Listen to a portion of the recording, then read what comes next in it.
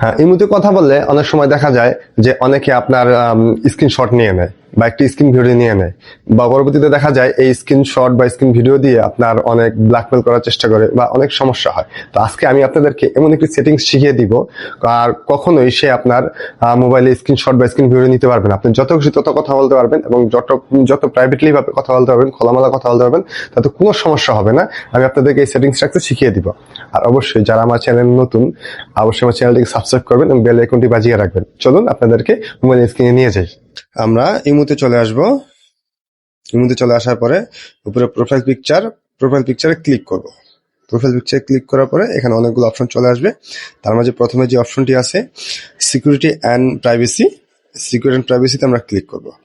Security and প্রাইভেসিতে click করার পরে এখানে অনেকগুলো অপশন চলে আসবে। আমাদের সব অপশন লাগবে না। আমরা এখানে প্রথম যে অপশনটি আছে চ্যাট অ্যান্ড কল প্রাইভেসিতে আমরা ক্লিক করব। এখানে ক্লিক করার পরে নিচে দেখব যে ব্লগ স্ক্রিন। তো ব্লগ স্ক্রিনে আমরা ক্লিক করব। ব্লগ স্ক্রিনে ক্লিক করার পরে দেখতে পারবো ব্লগ স্ক্রিনশট ফর কল।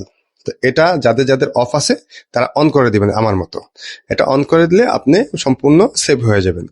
কারণ যদি আপনি কারোর সাথে কথা বলার সময় কেউ চাইলেই আপনার স্ক্রিন ভিডিও করতে পারবে না, কেউ আপনার একটা স্ক্রিনশট নিতে পারবে না। অনেক সময় দেখা যায় অনেকের সাথে একটু প্রাইভেট ভাবে খোলামেলা ভাবে কথা বলেন, তো ওই পাশের লোকটা চাইলেও আপনাকে ছবি অথবা স্ক্রিন রেকর্ডিং করে ব্ল্যাকমেল করতে পারবে না। 100% সেফ থাকবেন আপনি এই সেটিংসটা করে। তো অবশ্যই এই সেটিংসটা আপনারা করে নেবেন।